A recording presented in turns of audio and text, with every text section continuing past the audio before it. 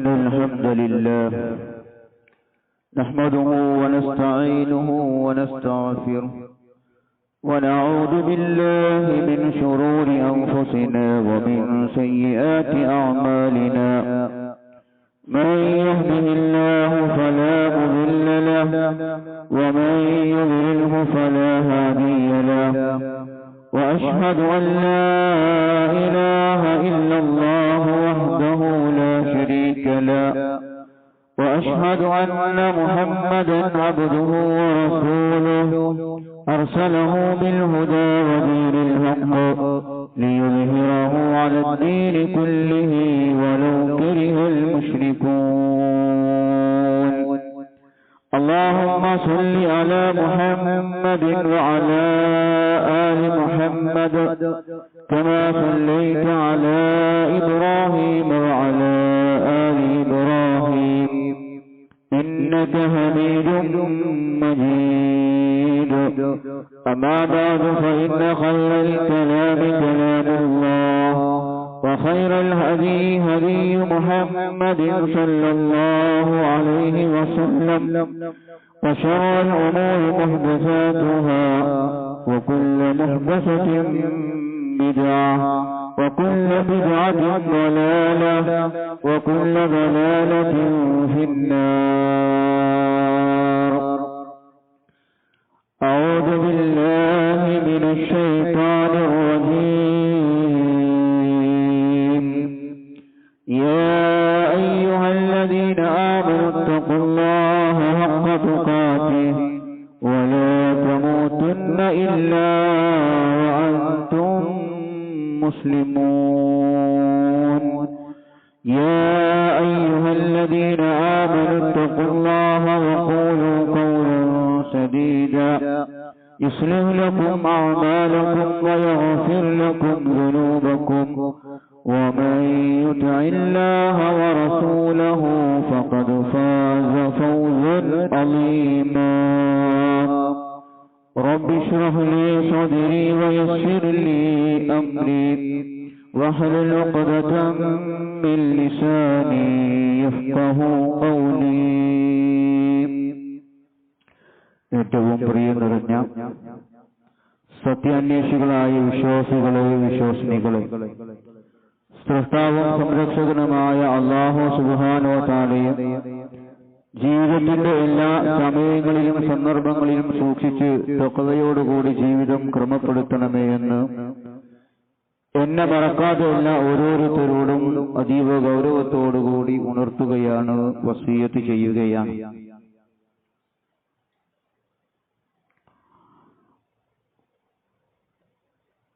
അല്ലാഹു സുബ്ഹാനഹു വ തആലയുടെ കൽപ്പനകളും നിർദ്ദേശങ്ങളുമെല്ലാം പരമാവധി പാലിക്കുകയും നാളെ മരണാനന്തര ജീവിതത്തിൽ റബ്ബ് സുബ്ഹാനഹു വ തആലയെ കണ്ടുമുട്ടുന്ന നാളിൽ അല്ലാഹു സുബ്ഹാനഹു വ തആല നമ്മെ ഏവരെയും അവന്റെ ഇഷ്ടദാസന്മാരുടെ കൂട്ടത്തിൽ ഉൾപ്പെടുത്തുകയും ജന്നാത്തുൽ ഫിർദൗസിൽ ഒരുമിച്ച് കൂട്ടുകയും ചെയ്യുമാറാകട്ടെ. പള്ളിയിൽ വെച്ച് നിർവഹിക്കുന്ന ജുമുഅ ജമാഅത്ത് നമസ്കാരങ്ങളിൽ സ്ത്രീകൾക്ക് പങ്കെടുക്കാൻ പാടുണ്ടോ എന്ന വിഷയത്തിൽ നമ്മുടെ നാട്ടിൽ കാലങ്ങളായി തർക്കമുള്ള വിഷയമാണ്. സ്ത്രീകൾ ജുമുഅ ജമാഅത്തുകൾക്ക് പങ്കെടുക്കുന്നത് ഹറാമാണ്, നിഷിദ്ധമാണ് എന്ന് ഒരു വിഭാഗം പറയുമ്പോൾ മറുഭാഗം പറയുന്നത് അത് അനുവദനീയമാണ്, മതകാര്യത്തിൽ റസൂലുള്ളാഹി സ്വല്ലല്ലാഹു അലൈഹി വസല്ലമ അനുവദിച്ച കാര്യമാണ് എന്ന് വാദിക്കുന്ന ആളുകൾ. മതത്തിന്റെ വിഷയത്തിൽ ഇങ്ങനെ അഭിപ്രായ വ്യത്യാസങ്ങൾ ഉണ്ടാകുമ്പോൾ വിശ്വാസികൾ എന്ന നിലക്ക് നാം കൈക്കൊള്ളേണ്ടുന്ന നിലപാട് അഭിപ്രായ വ്യത്യാസത്തിലായ കാര്യത്തിൽ അള്ളാഹുവിലേക്കും അവന്റെ റസൂലിലേക്കും മടക്കുക എന്നതാണ്.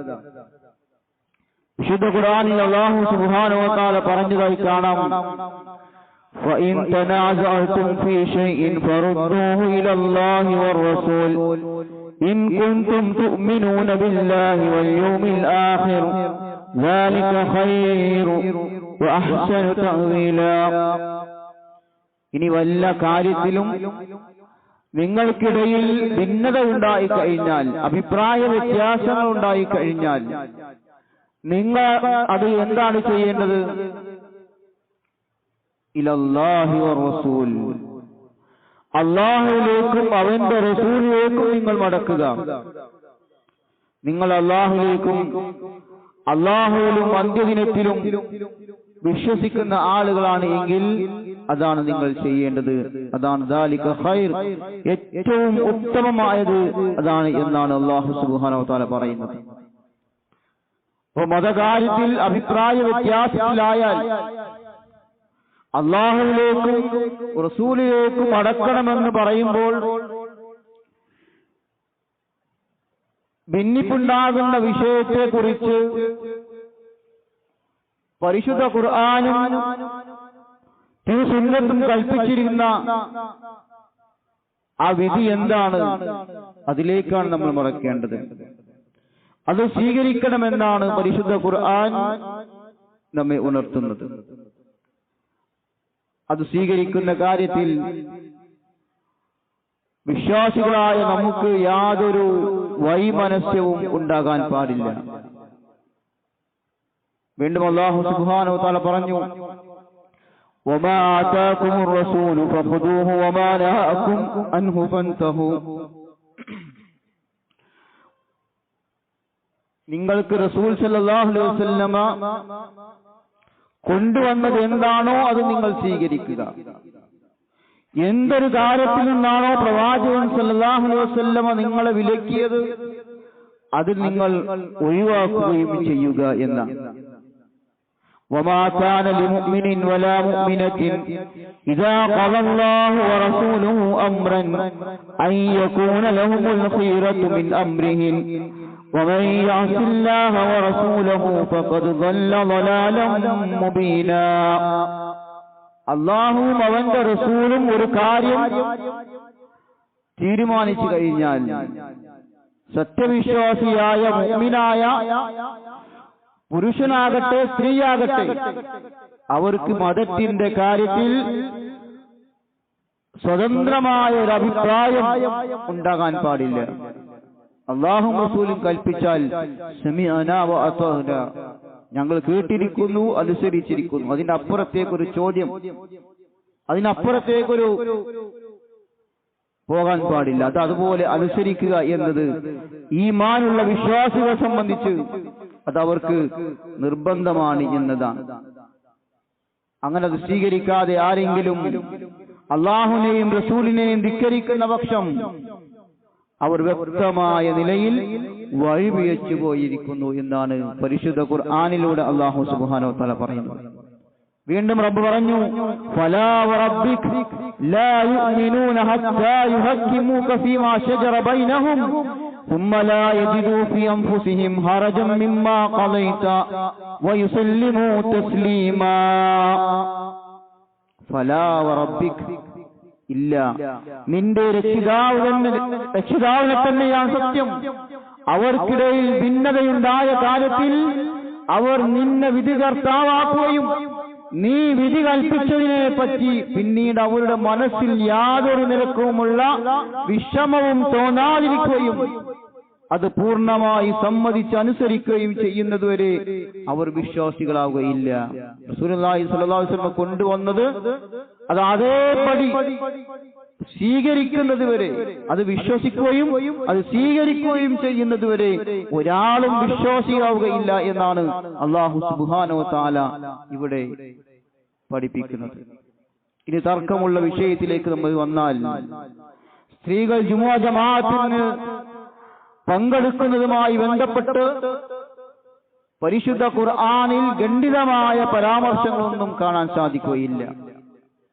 എന്നാൽ പൂർവികരായ മുൻ സമുദായങ്ങളിൽ അല്ലാഹുവിന് ഇബാദത്ത് ചെയ്യുന്നതിന് വേണ്ടി സ്ത്രീകൾ പള്ളികളിൽ വന്നിരുന്നുവെന്ന് വിശുദ്ധ ഖുർആനിലൂടെ സൂചനകൾ കാണാൻ സാധിക്കും. അതിൽപ്പെട്ട ഒന്നാണ് ലോക മുസ്ലിങ്ങൾക്ക് മാതൃകയായി പരിശുദ്ധ ഖുർആനിലൂടെ അല്ലാഹു സുബ്ഹാനഹു വ തആല എടുത്തു പറയപ്പെട്ട ഈസാ നബി അലൈഹിസ്സലാത്തു വസ്സലാമിന്റെ മാതാവ് മറിയം അലൈഹിസ്സലാത്തു വസ്സലാം. മറിയം അലൈഹിസ്സലാത്തു വസ്സലാം, ആ മറിയമിനോട് അല്ലാഹു പറയുന്നതായി കാണാം, യാ മറിയം ഖുൽതി ലിറബ്ബികി വസ്ജുദി വർഖഇ മഅറാഖിഈൻ. മറിയമേ, നീ നിന്റെ രക്ഷിതാവിനോട് ഭയഭക്തി കാണിക്കുകയും വസ്ജുദി സുജൂദ് ചെയ്യുകയും വർഖഇ തലകുനിക്കുകയും റുകൂ ചെയ്യുകയും മഅറാഖിഈൻ റുകൂ ചെയ്യുന്നവരുടെ കൂടെ നീ റുകൂ ചെയ്യുകയും ചെയ്യുക എന്നാണ്. മറിയം ബീവി അലൈഹിസ്സലാത്തു വസ്സലാം വളർന്നത് തന്നെ പള്ളിയിലാണ്. ആ പള്ളിയിലാണ് മറിയമിനോട് അല്ലാഹു സുബ്ഹാനഹു വ തആല സുജൂദ് ചെയ്യാനും റുകൂ ചെയ്യാനും കൽപ്പിക്കുന്നത്. ഒറ്റക്ക് നിസ്കരിക്കാനല്ല പറയുന്നത്, മഅറാഖീൻ റുകൂ ചെയ്യുന്നവരുടെ കൂടെ നിസ്കരിക്കാൻ. പള്ളികളിൽ നമസ്കരിച്ചു കൊണ്ടിരിക്കുന്നവരുടെ കൂടെ നമസ്കരിക്കാനാണ് അല്ലാഹു മറിയം അലൈഹിസ്സലാത്തു വസ്സലാമിനോട് ഈ ആയത്തിലൂടെ ഇവിടെ നിർദ്ദേശിക്കുന്നത്. ഈ ആയത്തിന്റെ വിശദീകരണത്തിൽ ഇബ്നു കസീർ റഹിമഹുല്ലാഹ് പറയുന്നതായി കാണാം, ഐ കൂനി മിൻഹും, അതായത് നീ അവരിൽ ഉൾപ്പെട്ടവരായി നിർവഹിക്കുക. ജമാഅത്ത് നമസ്കരിക്കുന്നവരുടെ കൂടെ നിസ്കരിക്കണമെന്നാണ്. മറ്റൊരു തഫ്സീർ കാണാം,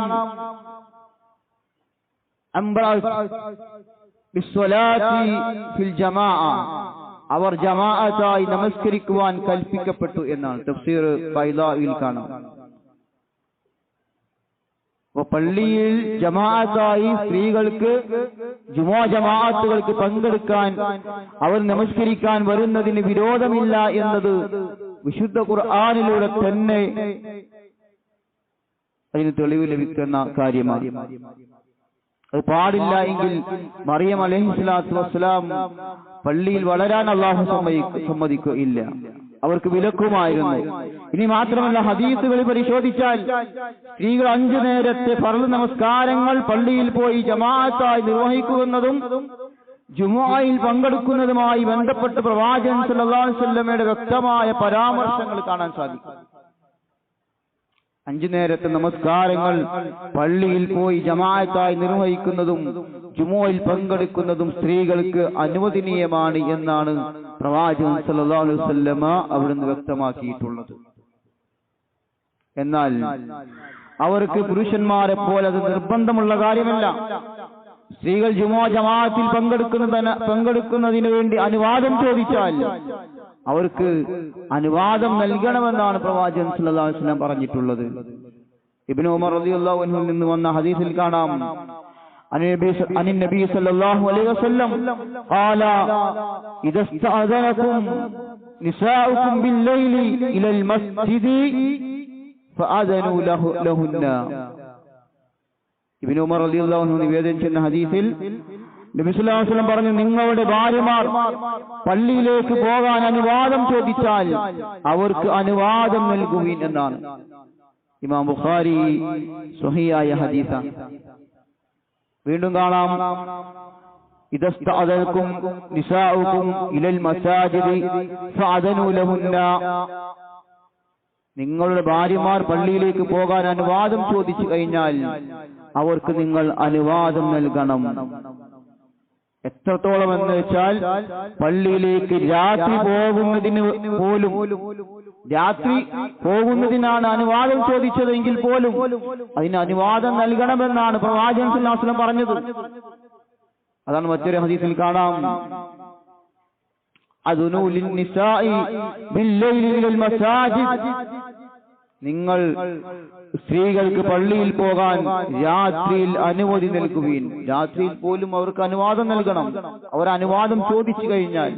എന്നാൽ പുരുഷന്മാരെ പോലെ 5 വക്ത് ജമാഅത്തായി നമസ്കരിക്കാൻ അവരെ സംബന്ധിച്ച് നിർബന്ധമല്ല. അനുവാദം ചോദിച്ചാൽ അനുവാദം നൽകണം, അത് തടയാൻ പാടില്ല എന്നാണ്. അതുപോലെ തന്നെ ഒരു സ്ത്രീ ഇസ്ലാമികമായ മര്യാദകൾ പാലിച്ചു ജുമുഅക്കോ ജമാഅത്തിനോ അനുവാദം ചോദിച്ചു കഴിഞ്ഞാൽ അവളെ തടയാൻ പാടില്ല എന്നാണ് പ്രവാചകൻ സല്ലല്ലാഹു അലൈഹി വസല്ലമയുടെ ഹദീസുകൾ നമുക്ക് വ്യക്തമാക്കുന്നത്. അതാണ് മറ്റൊരു ഹദീസിൽ കാണാം, أن عبد الله بن عمر رضي الله عنه قال سمعت رسول الله صلى الله عليه وسلم يقول لا تمنعوا نساءكم. അബ്ദുല്ലാഹി ഇബ്നു ഉമർ റളിയല്ലാഹു അൻഹു നിവേദനം ചെയ്യുന്ന ഹദീസിൽ അല്ലാഹുവിന്റെ റസൂൽ സല്ലല്ലാഹു അലൈഹി വസല്ലം പറഞ്ഞതായി ഞാൻ കേട്ടു. എന്താണ്? ലാ തംനഉ നിസാഅക്കും, നിങ്ങളുടെ ഭാര്യമാർ പള്ളിയിൽ പോകാൻ അനുവാദം ചോദിച്ചാൽ അവരെന്ത് ചെയ്യാൻ പാടില്ല? ലാ തംനഉ, അവരെ തടയാൻ പാടില്ല എന്നതാണ്. ഈ ഹദീസിനെ വിശദീകരിച്ചുകൊണ്ട് ഇമാം നവവി റഹിമഹുല്ലാഹ് ഈ ഹദീസിനെ കൊണ്ടുവന്നത് തന്നെ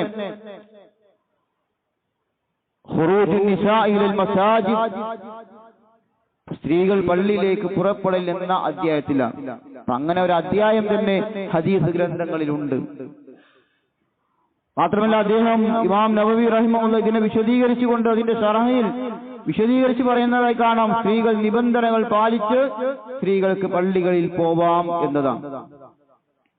അങ്ങനെ ധാരാളം ഹദീസുകൾ, 100 കണക്കിന് ഹദീസുകൾ സ്ത്രീകൾക്ക് പള്ളിയിൽ പോകാം എന്നതിനെ കുറിച്ച് കാണാൻ സാധിക്കും.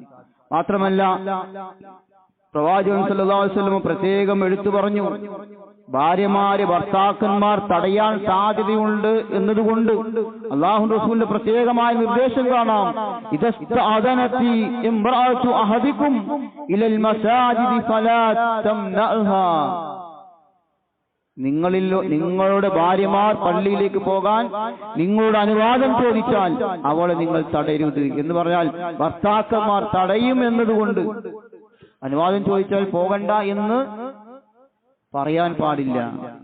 അത് റസൂലുള്ളാഹി സ്വല്ലല്ലാഹു അലൈഹി വസല്ലം പ്രത്യേകം എടുത്തു പറഞ്ഞ കാര്യമാണ്.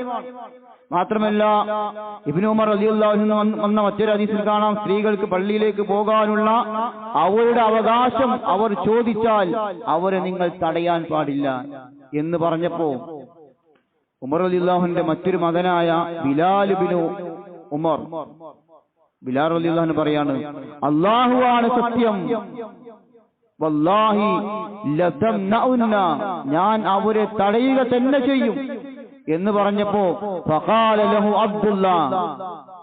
അബ്ദുല്ലാഹ് ഇബ്നു ഉമർ റളിയല്ലാഹു അൻഹു മറ്റൊരു മകൻ പറയാണ്, അല്ലാഹുവിന്റെ റസൂൽ സല്ലല്ലാഹു അലൈഹി വസല്ലമ സ്ത്രീകളെ തൊട്ട് നിങ്ങൾ പള്ളിയിൽ അവരെ തടയരുത് എന്ന് പറയുന്നു, എന്നാൽ നീയാകട്ടെ ഞാൻ തടയുമെന്ന് പറയുന്നു. അല്ലാഹുവിന്റെ റസൂൽ പറഞ്ഞതിന് എതിര് പറയുകയാണോ എന്ന് അബ്ദുല്ലാഹി ഇബ്നു ഉമർ റളിയല്ലാഹു അൻഹു അദ്ദേഹത്തിന്റെ സഹോദരനോട് ചോദിക്കുക. അല്ലാഹുവിന്റെ റസൂൽ ഒരു കാര്യം പറഞ്ഞാൽ പിന്നെ അതിനോട് എതിര് കൽപ്പിക്കാൻ, എതിര് പറയാൻ ഒരു വിശ്വാസിക്ക് യാതൊരു നിലക്കുമുള്ള അർഹതയുമില്ല എന്നതാണ്. അത് അപ്പടി സ്വീകരിക്കുക എന്നതാണ്. മാത്രമല്ല അനസ് റളിയല്ലാഹു അൻഹു നിവേദനം ചെയ്യുന്ന ഹദീസിൽ കാണാം, ഒരിക്കൽ പ്രവാചകൻ സല്ലല്ലാഹു അലൈഹി വസല്ലം പള്ളിയിൽ നമസ്കരിച്ചു കൊണ്ടിരിക്കുന്ന സമയത്ത് ഇന്നി ലഅദ്ഖുലു ഫീ സ്വലാത്തി ഫഉരീദു ഇതാലതഹാ, അല്ലാഹുവിന്റെ റസൂൽ നമസ്കാരം ദീർഘിപ്പിക്കാൻ ഉദ്ദേശിച്ചു. അങ്ങനെ ദീർഘമായി ഖുർആൻ പാരായണം ചെയ്ത് നമസ്കാരം ദീർഘിപ്പിക്കാൻ ഉദ്ദേശിച്ച സമയത്ത് ഫസ്മഉ ബഖാ, ആ സമയത്താണ് കരച്ചിൽ കേൾക്കുന്നത്, കുഞ്ഞിന്റെ കരച്ചിൽ കേൾക്കുകയാണ്. അപ്പൊ പ്രവാചകൻ സല്ലല്ലാഹു അലൈഹി വസല്ലം ആ കുട്ടിയുടെ കരച്ചിൽ കേട്ടപ്പോ കുട്ടി കരയുന്നത് കാരണത്താൽ ആ മാതാവിന് വിഷമമുണ്ടാകുമെന്ന്, പ്രയാസമുണ്ടാകുമെന്ന് മനസ്സിലാക്കി നമസ്കാരം പ്രവാചകൻ സല്ലല്ലാഹു അലൈഹി വസല്ലം ചുരുക്കി എന്നതാണ്. അതിന്റെ അർത്ഥം എന്താണ്?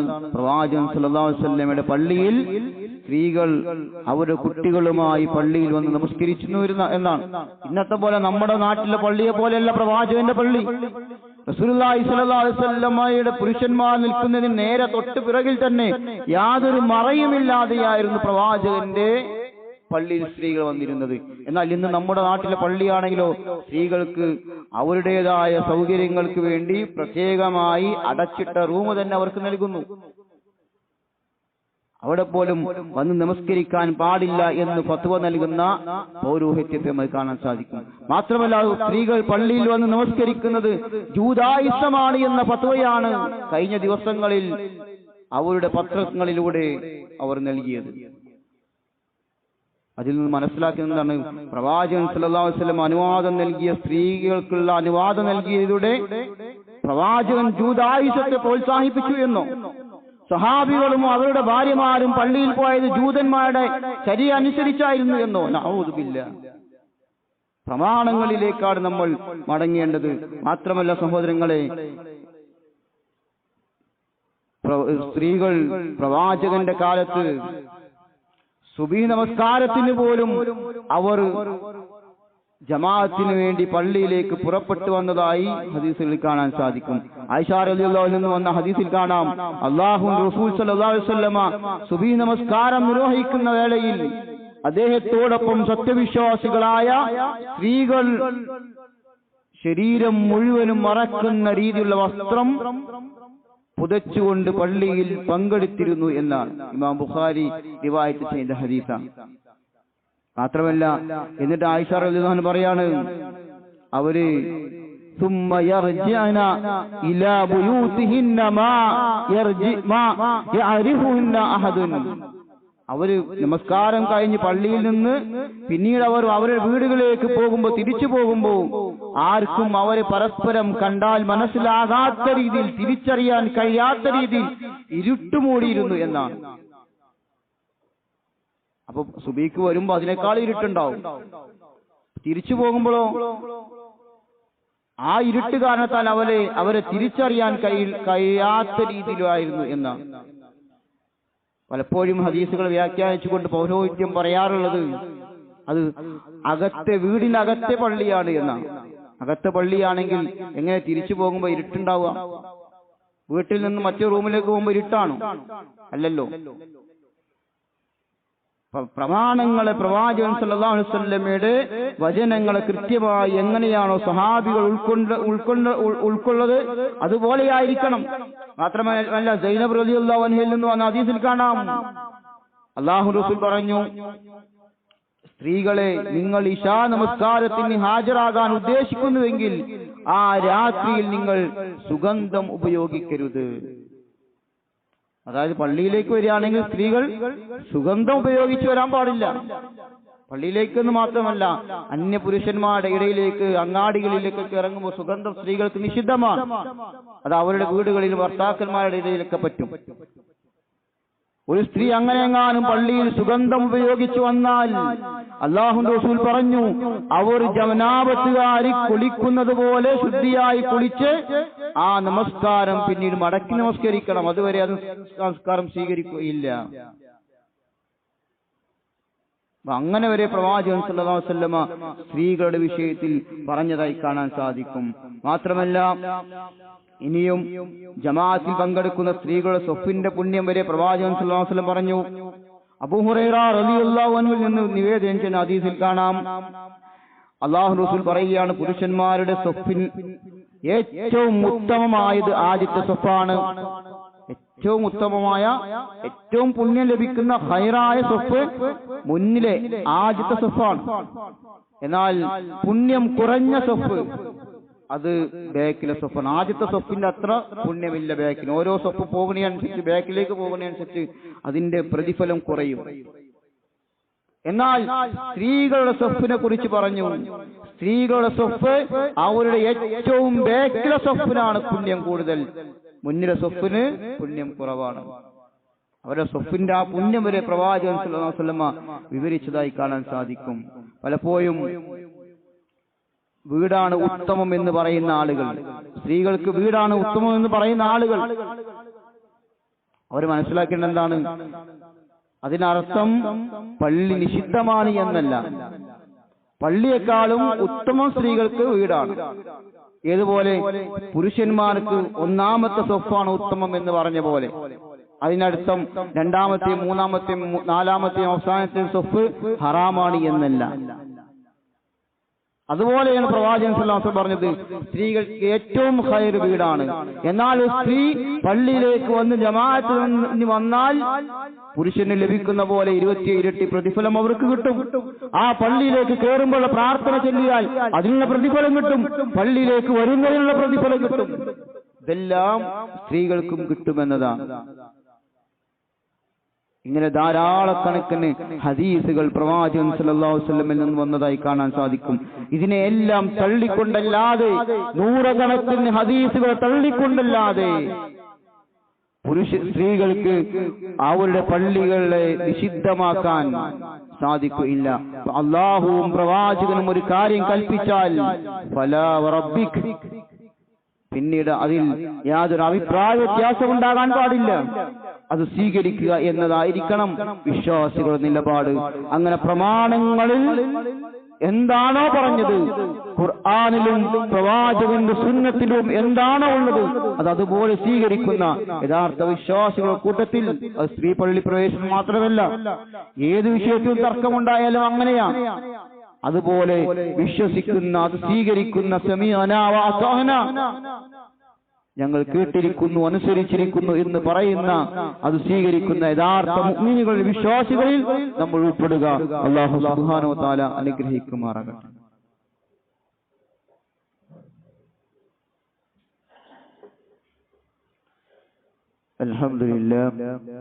അൽഹംദുലില്ലാഹി റബ്ബിൽ ആലമീൻ വസ്സലാത്തു വസ്സലാമു അലാ അഷ്റഫിൽ മുർസലീൻ വഅലാ ആലിഹി വസഹ്ബിഹി അജ്മഈൻ. അമ്മാ ബഅദ്.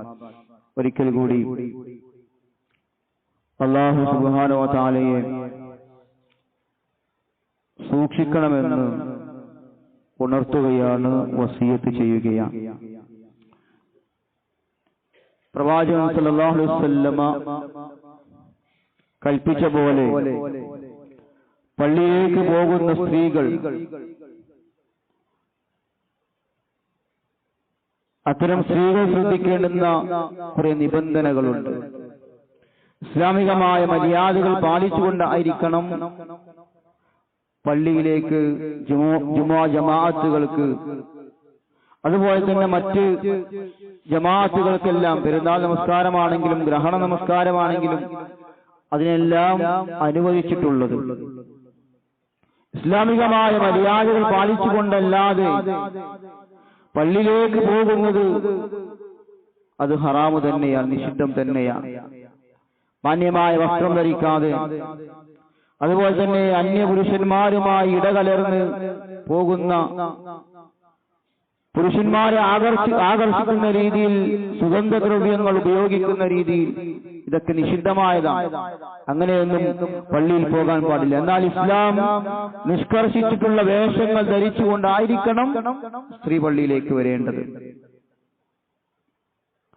അതുപോലെ തന്നെ ഒരു സ്ത്രീ പള്ളി എന്ന് മാത്രമല്ല, പുറത്തേക്ക് എവിടെ പോയാലും ഈ പറഞ്ഞ നിഷിദ്ധങ്ങൾ ഉണ്ടാകാൻ പാടില്ല. അന്യപുരുഷന്മാർക്കിടയിൽ അവരെ ആകർഷിക്കുന്ന രീതിയിലുള്ള വേഷങ്ങൾ, അതുപോലെ തന്നെ സുഗന്ധങ്ങൾ, ഇതൊന്നും ഉപയോഗിക്കാൻ പാടില്ല. അല്ലാഹുവിന്റെ റസൂലിന്റെ ഹദീസിൽ കാണാം, ഇദാ ശഹിദത ഹിദാകുന്നൽ മസാജിദി ഫലാ തമസ്സത് തീബൻ. നിങ്ങളിൽ ആരെങ്കിലും പള്ളിയിൽ ഹാജരാകുകയാണ് എങ്കിൽ, പള്ളിയിലേക്ക് പോവുകയാണ് എങ്കിൽ അവൾ സുഗന്ധം പൂശാൻ പാടില്ല. നേരത്തെ പറഞ്ഞ പോലെ അങ്ങനെ സുഗന്ധം പൂശിയാണ് വരുന്നത് എങ്കിൽ ആ നമസ്കാരം പോലും ബാത്തിലാണ്. ഇനി സ്ത്രീകളുടെ പള്ളി പ്രവേശനവുമായി ബന്ധപ്പെട്ട് അതിനെ നിഷിദ്ധമാണ് എന്ന് ഫത്വ കൊടുക്കുന്ന പൗരോഹിത്യം, പണ്ഡിത വേഷധാരികളായ ആളുകൾ, അവർ മനസ്സിലാക്കേണ്ടത് ഇസ്ലാമികമായ മര്യാദകൾ പാലിച്ചുകൊണ്ട് ഒരു സ്ത്രീ പള്ളിയിൽ പോയി ജുമുഅ ജമാഅത്ത്, അതുപോലെയുള്ള പെരുന്നാൾ നമസ്കാരങ്ങൾ,